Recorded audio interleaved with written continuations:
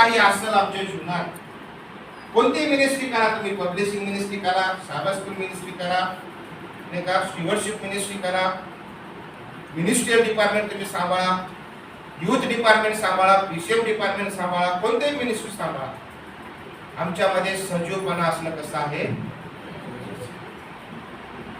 एकही निर्जीव गोष्ट आमच्या जीवनात असता कामा नये. कारण की तुम्ही विशेष बोलावलेले, निवडलेले, नेमलेले लोक आहात. तुम्ही साधारण लोक नाही. तुम्ही आणि मी साधारण लोक नाही. इथं जर आम्हाला बोलावलंय, बसवलंय आणि आम्हाला जर नेमलंय, याचा अर्थ आम्हाला खूप खूप जबाबदारीने बोलवलेला.